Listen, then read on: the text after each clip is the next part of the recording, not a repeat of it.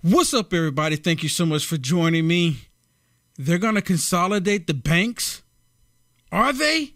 Let's talk about it.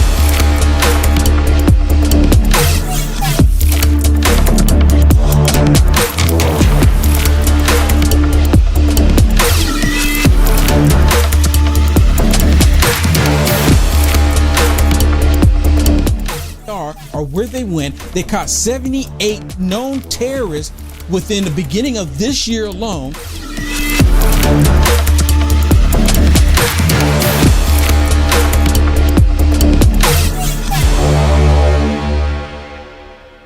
And thank you so much for joining me. If you have not already, please go ahead and hit the share button. I would greatly appreciate it. I consider it a blessing when you hit the share button. Also on Rumble and YouTube, hit the thumbs up for me. Hit the thumbs up and share the video there. Put it on True Social. Put it on Twitter. Put it on Facebook. Please. It would really help. Okay, check this out. We're going to talk about the banking system in the United States of America because we're all concerned about that. We should be, right? You think that we would be. But before we get to that, I want to talk about gruesome Newsom. Gruesome Newsom goes on an interview and he's literally name calling. I guess he's like, well, President Trump called people name. I guess I can call people name.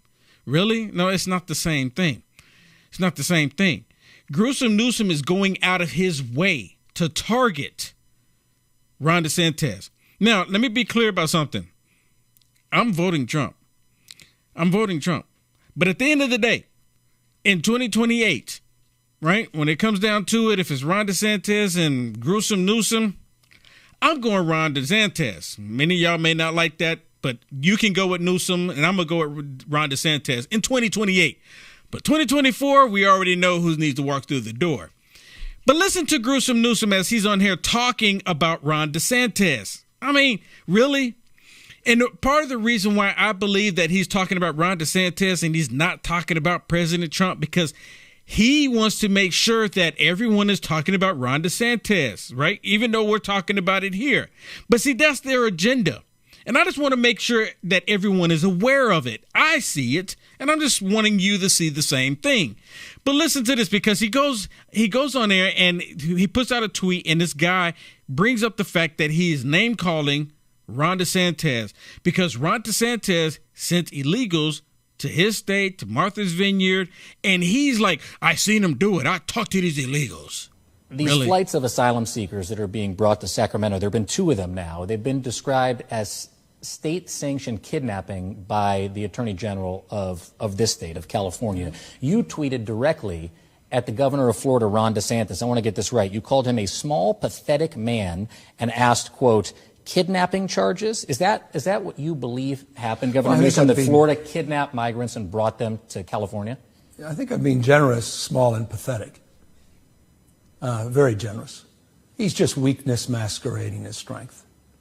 Yeah, he's flailing, desperate for attention. Let's just level set here. Let's level set. Here's a governor from the state of Florida that is using taxpayer money. Wait a minute. So if we talk about the commie state of California, and they want to take taxpayer dollars and pay reparations. People of color. To who? I've done People more for color. Black Americans. People of color. He wants to take taxpayer dollars, right? The state of California want to take taxpayer dollars. My producers say he doesn't, but you know what? I think he does. Personally, I think he does because they're all running with it. He says he wants to do more. But think about this. He says he wants to do more. He's for taxpayer dollars he providing wants for heroin. agendas like better schools for him, or DEI agenda. Why don't you just do better schools for everybody in the state, regardless of your complexion, regardless of who you are? It's still a form of reparation what he's trying to push. These people are sick. And he had to go to another state to find people under false pretense. I don't think this, I know this. Look at this. Can you stop this for a minute? Look at this. Because I want to make a point. This man is $18 billion in debt, his state. And he's going to other states to push his agenda. He went to Florida. Right. He went to Texas, yep. to try to get approval from these states. And he's talking about Ron DeSantis taking care of his own state and his own people. He doesn't have to do a tour like you are to get approval. Right? You're not even running for anything. No, he's not. Well, he actually is running, right? You know, he's like the long stretch campaign. But he's not saying anything because Joe Biden is running. So he's not going to run against Joe Biden, right? But I'm telling you, he's gearing up for 2028. Hear me now. Believe me later on. To the migrants. Lied to them. Took them into another state by bus, and then took them on a chartered flight to Sacramento, lying to them that they had help on the other side, knocked on the door, and they left these migrants right there on the steps. What kind of human being does that? Ron DeSantis. Seriously, he goes, what kind of human being does this? Look at his streets. Well, look at him. What kind of human being are you, Newsom? Have y'all seen the videos with the people slumped over looking like zombies? You have zombies. Have y'all seen the videos where people defecated on the street? There's needles on the street. This is San Francisco. This is his homeland. California. You have Oakland. You have Compton. You have L.A. You have San Francisco. And there's other cities throughout that are just rabid with thievery, with thuggery, and with crime that's happening. And he's talking about Florida. And a lot of people vacated California and moved to Florida and to Texas. And he has the nerve, the audacity to sit there and talk about Ron DeSantis. Look, I know a lot of people have the reservation about Ron DeSantis right now, and so do I. But dadgummit, come 2028, when it comes between Ron DeSantis and this dude here, because I'm telling you, I see the future right now. Ron DeSantis in 2028 and Newsom. Who are you going to support? You're going to hate Ron DeSantis all you want right now, but when it comes down to that, who are you going to support? I'm just asking the question here. This is going to be landing in this city later this month to hold a fundraiser for his presidential campaign. Yeah. Should he be worried that law enforcement officials in this state are going to arrest him when he walks off the plane? Now we're getting into hyperbole. The bottom line is, well, just we're for accountability. I mean, I don't think it's hyperbole. You're the one raising the issue of criminality potentially. Potentially. Yeah. And we have to do the investigation. It's ready, aim, fire. Not ready, fire, aim. That's his approach. Our approach is to seek first to collect all the facts. Oh, whatever. That's really? So he says collect facts, but here he is calling him names and slinging allegations. Right, and he's not calling him allegations. He's literally saying, "Oh, he's a little man."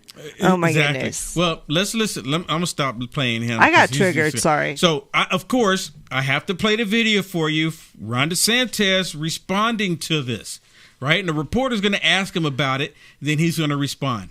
And to be honest with you, everybody, I haven't seen this video. I just happened to go and say, "Okay, here's his response." So you're gonna watch this with me the first time. Migrant flights to Sacramento. And specifically, Governor Gavin Newsom has referred to you respectfully, these are his words, not mine, as pathetic. I want to ask you what your response is to Governor Newsom, and also more broadly, what would you say to critics who question whether Florida tax dollars should be used to transport migrants that aren't in your state? So here's the thing. These sanctuary jurisdictions are part of the reason we have this problem, because they have endorsed and agitated for these types of open border policies. They have bragged that they are sanctuary jurisdictions. They attack the previous administration's efforts to try to have border security. And so that's the policies they've staken out. And then what? When they have to deal with some of the fruits of that, they all of a sudden become very, very upset about that. Yeah, it's like they all forget that they were pushing these sanctuary cities, these sanctuary states. They were actually calling for this, right? They were actually calling. And you know the main reason why they were calling for sanctuary cities and sanctuary states? Because this was during the time President Trump was in office.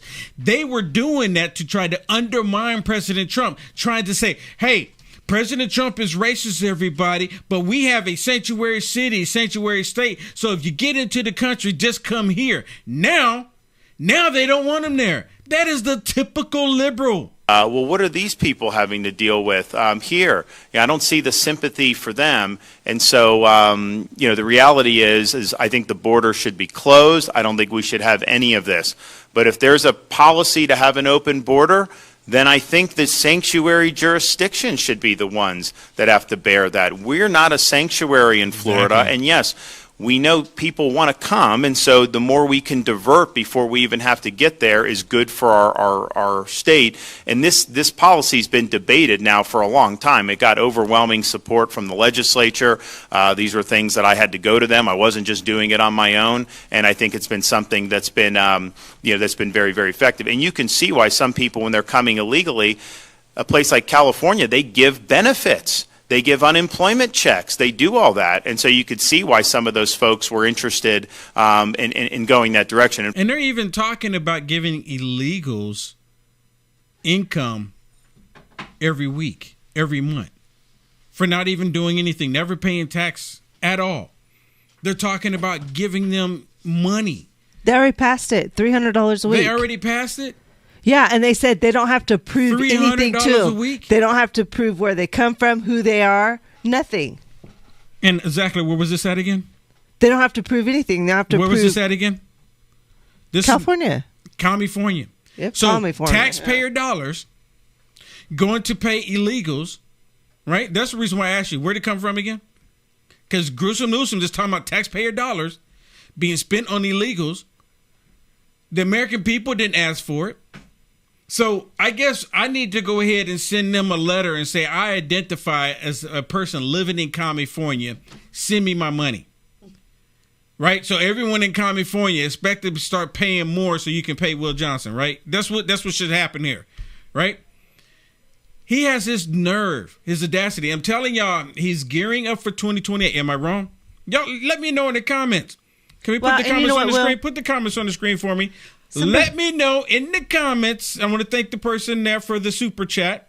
Thank you so much. Look, let me know in the comments. Am I wrong? He's gearing up for 2028 because he's trying to make it look like he's fighting against those on the right in the culture wars, right? He's trying to act like he's fighting against them. He's fighting for illegals, not the American people. But see, that's what the left loves to see. And he's young, right? And the left love him. They rather have him there right now than Biden.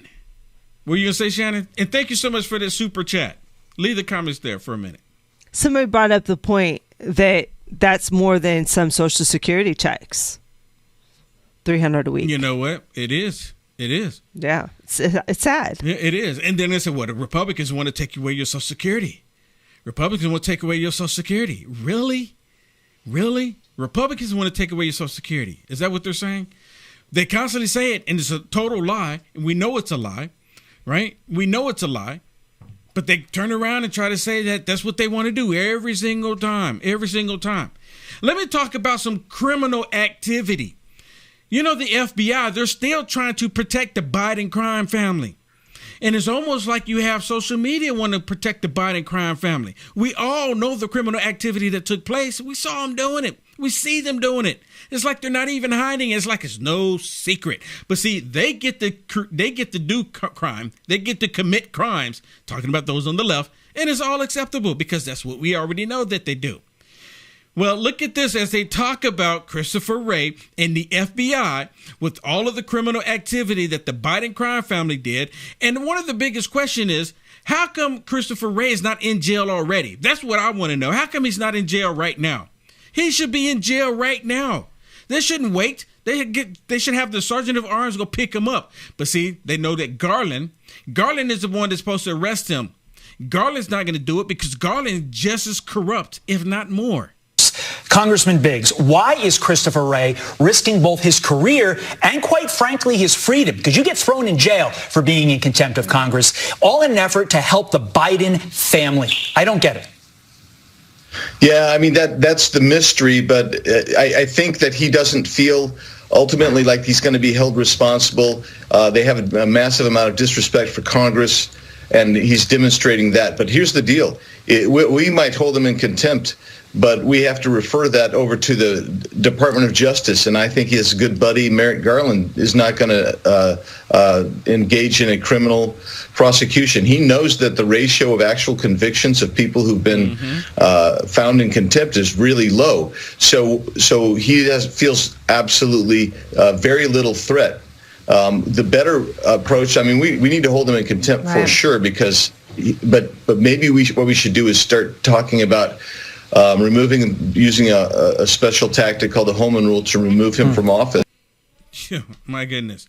You know what, Shannon, while that was playing, you know, Ray, he needs to go to jail. I'm just straight up. He needs to go to jail.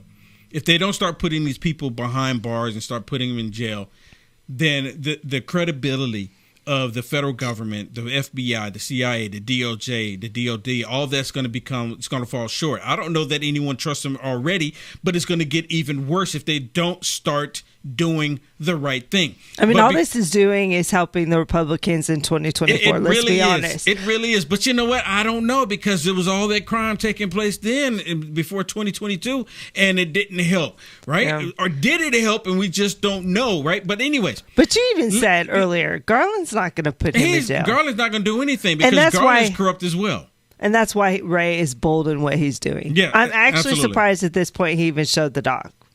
But anyways. Yeah, exactly. You know what? I just thought about something before we go into this next one, because it's related to the FBI and all of this and the Biden crime family. I just thought about something. So you just said, Shannon, that they actually passed the bill in California to give the illegal immigrants, how much is it? Is it $300 a week or $300 a month? $300 a week. $300 a week. Yeah. So you're talking about $1,200 a month. Correct. $1,200 a month in California. Have the black people in California got the reparations? No, they're not going to. Wait a minute. Hold up. Who's been in California longer? This is going to tick off a lot of black people. This is what you get. Supporting the same party that enslaved black people, and now you're talking about, wait a minute, they're going to get reparations, but then you don't get reparations. They give them to people that came into the country illegally. They gave your money to them. Who was here longer? I don't think either one of them deserve it. None of them deserve it. It's just the point. I'm just kind of curious about all of those black people that went to all those hearings in California screaming, we want our money now, when they were asking for $2 million, $3 million, $40 million. And they're not getting a single dime, but then they just pass it to give them $1,200 a month to illegals? How do you think they're going to feel about that when they get the win of that? Come on now. Or you think they're going to start riding Target? You think they're going to start riding Walmart? What do you think they're going to start doing? No, they're not going to do anything. They're going to shut up, sit down, wait until the next election, and vote for the same people that's not making them happy. I'm telling you, that's what's going to happen. Okay, let me get back to Christopher Wray and the FBI and about the Biden crime family. Look at this, because they asked a question. You remember Joe Biden sat on a panel with a group of people talking about Burisma Oil, saying that if you don't fire the prosecutor going after the company, the same one that his son was sitting on the board on, if you don't fire the prosecutor, you won't get the $1 billion. Do you remember that? I shared it multiple times. I can't share it now because they put music to it and they gave you a copyright. But you know exactly what I'm talking about. They actually asked him the question about the docs when it comes to Ukraine, Zelensky, and the Biden crime family. You're doing a lot of explaining to your colleagues, to the American public, this bribery scheme. I get a sense, and I've been doing a lot of reporting, that this does involve the country of Ukraine, a place where the Biden family has a lot of tentacles. Can you confirm that for us?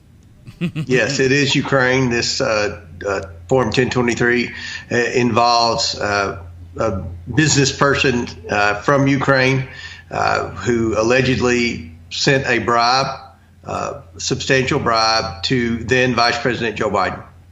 And if I could furthermore, there's a name I've been very familiar with in that country, Mr. Zlochevsky, Mykola Zlochevsky, owner of Burisma Holdings. Does he come up in this scenario at all? I probably better punt on that question. Okay. In fact, John, the name was redacted. It was. Okay. Yeah, so we can't relay that information, just because it's going to really let the cat out the bag. Do you think Biden even cares about any of this, Shannon? Do you think that the Democrats even care about any of this? They know the corruption took place. If it was President Trump, they'd be all over it because it would be actual corruption. But they make up corruption about President Trump, and they're all over that. The made-up corruption, but the actual corruption, they look the other way. Do you think they're going to do anything? Do you think Biden even cares? Well, I think he feels very secure because he knows everybody is corrupted on his side. But did I just understand what he said, that when on the report the name was redacted on the form? So why on earth is Congress getting a redacted form? Am I saying that? Redacted? Yeah, why are they redacting the information the on the whole form? point is for them to read it in its entirety. Now, they're not releasing it to the public. In fact, they're not even releasing it to Congress. No. So why would it be redacted? Anything be redacted? This is absurd. Well, it's redacted because they're wanting to hide the truth. They're hiding stuff. They want to hide the truth from... And that's why... from the people. They want to hide it from Congress. It's total corruption. See, that just makes me even more angry now. Now that I'm like, I thought they got the full report. I thought they read everything. But now we find out they didn't even get the full report. Yeah, of course not. They're going to try to not allow them to see anything because they want to hold the narrative. Okay, and let me get to another topic here. The banking system in the United States of America. I started off briefly just talking about it. Let me get into it right now. You know, we had these banks collapse. And the federal government bailed out the one in San Francisco. If I'm not mistaken, they bailed out the one in New York.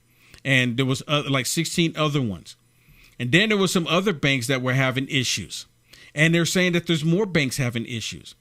Every single time you turn on the television, the telly, and you watch the liberal media news, they tell everyone that, hey, everything is fine. Don't believe your lying eyes. The economy's doing great. More people working. More people are making more money. People's portfolios are looking better. It's all lies. But they're telling everyone that it's all great. So if they're telling everyone that everything is great, then why are these banks collapsing? Well, partially because the banks are making bad investments. They made woke investments, and those investments came crumbling down. But that's not the only reason. You know how they always say, let no crisis go to waste? They're creating this crisis with the banking system because they want a digital currency. They're not even hiding it. When they did the stimulus bill the first time, you remember when they shut everything down? They did the stimulus bill and they wanted to bring in digital currency because they want to get rid of all the cash dollars in circulation. People screamed about it, said, nope, can't do it, can't do it. Nope, don't do that. It's too much like the Bible. Don't do it, don't do it. And I said, okay. So they put it on the back burner. So what they're going to do, this is my personal opinion, what they're going to do, they're going to cause a crisis and they're going to force everybody into this digital currency. So we have to. And again, like I just mentioned, if you turn on the telly, all of them say that everything is fine, everything is great, everything is dandy. So if that's the case, why would Yellen, in this video that I'm getting ready to share with you right here, why would she say that they're going to consolidate the banks? Listen to the reason for wanting to consolidate banks. If everything is fine and dandy, why do this? Certainly in this environment, some banks are experiencing pressure on earnings. And in this environment, you know, let them tell it everything is fine. But she's talking about in this environment. Okay, I'm going to take it back. I just want to make sure you hear that. I'm going to play this entirety. It's a short clip. Listen. Certainly in this environment, some banks are experiencing pressure on earnings, and there is a motivation to see some consolidation. And it wouldn't surprise me to see some of that going forward. Wow. You hear that? Some consolidation. So they're wanting to consolidate big bank, take little bank. And that's what they want to do. They want to get rid of all these small banks, so there's just these big banks that are in control over everything. And once they have control of all of the banking system, they pretty much do, but they want to make sure these little smaller banks that's giving out loans to certain people of color, right, that they want to make sure that they can control it. And it's not even just giving out to people of color, black people. They want to make sure that if you are not with the same political mindset, that you cannot get a loan. I've known people that had insurance policies canceled because they found out that they supported President Trump. Do you hear what I'm telling you? Insurance policies that you pay into, they cancel them because they found out that you support President Trump. So if they find out that you're supporting a certain political figure, they'll be able to cancel your bank account or put sanctions on you. You understand what I'm telling you? Because you're not complying with their agenda. They're pushing this agenda. We all see them pushing it. We all see them pushing it. Let me share this with you. I just wanted to talk about that briefly because I think it's really important that people know what they're getting ready to do. Hear me now, believe me later on. It's getting ready to come down the pipe. Let me briefly talk about the border because the border is a major issue. I just want to share this one thing. There was a video earlier, and I don't have time to play it for you, but there's a video earlier where Karine Jean-Pierre was saying that illegals coming into the country, it's not illegal. They're saying legal immigration is down. When it's not legal immigration. People can come into the country legally. No one has a problem with that. But people coming to the country illegally. Listen to what this young man says, Donald. Bright future ahead of him. But listen to what he says about all of this.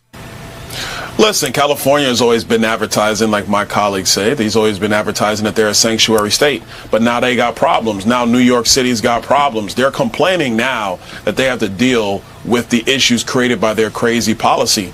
But I don't hear Gavin Newsom or this sheriff in Texas talking about the fact that Joe Biden allows young girls to be raped in the journey to our southern border because of his reckless policy. I don't see them talking about the truckloads of people who have died from heat exhaustion, etc., when they're being trafficked in the United States, mind you. They don't complain about that, but they complain about how the problem they created has been dumped on their doorstep. Yeah. My advice to Gavin Newsom, go kick rocks and change your policy because it sucks for everybody. Don't be mad that you got to deal with it now. Yeah, don't be mad because you have to deal with it now. Go kick rocks. Go pound sand. Yeah, he was responding to the what Gavin Newsom said about DeSantis. Yeah, I should have played it earlier. I should have played it after that. But yeah, I mean, this is like really bizarre to me, right? Completely bizarre that these people are creating these bad situations in the United States of America, and we're just supposed to accept it. Like it's the new norm. You know what else they want for people to think the new norm is? Crack pipes in a vending machine. Like what? What are you talking about, Will? Crack pipes in a vending machine. You remember the Biden regime when Jen Psaki was there, sock it to you, sock it to me. They brought up this whole thing where they were pushing out crack pipes in these crack pipe kits. And she said, no, there's no crack pipes in it. No crack pipes in it. No, it's just, paraphernalia for people to shoot up drugs safely. Illegal drugs, mind you. And then when the kits came out, there was sure enough crack pipes in it. But I guess not enough people were buying into getting the crack pipes. And these were, to my understanding, these were free. The government was providing them. So I guess they're saying, well, since people don't want free crack pipes, let's put them in a vending machine. Listen to this one. Ted Cruz is talking about the crack pipe vending machines in New York City.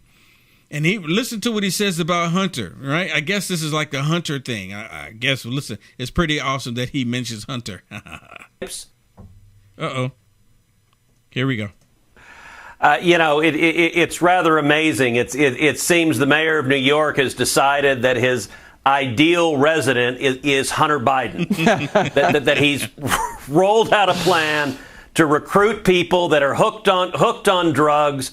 I'm really struck if you remember, Jesse, where early on the Biden administration had this plan nationally. Let's give crack pipes to junkies. And there was such a backlash nationally that the Biden administration ran away and said, oh, no, never mind. We didn't really plan on doing this. Well, now that's what the mayors of New York and Philadelphia are doing. And you know what it really is? It's a surrender. Yeah. It is a surrender to the catastrophe that Democrats have caused. Last year, we had more than 100,000 people die of drug overdoses. Wow. 70% of them were from Chinese fentanyl flooding across our southern border. And Eric Adams and Joe Biden and the Democrats, they don't want to secure the border. They don't want to fix the problem. So instead, they're just surrendering. Here, we'll give you crack pipes. Yeah, they want to surrender. They'll complain about Republicans wanting to do something about the southern border. And the Republicans go to the extra measure and do something dramatic by sending them to their states. They complain about that, but they're like, well, let's go ahead and provide crack pipes. Like that's going to say, oh, don't do crack because crack is whack. They're not saying that anymore. They're saying, hey, if you're going to do crack, here's a safe kit for you to do it with. How evil is that? How demonic is that? Let me share something else with you that is demonic. These people are going after Christians. They don't want you to have your Christian God-given right. They're targeting you in every aspect of our lives. Look at this. What I have for you with Senator Howie, where he's talking to this woman that's trying to she's trying to be nominated for a position. And he brings up the fact that she was targeting people based on their religious beliefs. And she's talking about, well, I just did that for my client. Then no, you should not be in any government position. If you're going to target people based on their religion, it doesn't even matter what your religion is. You target people, but they're really after Christians.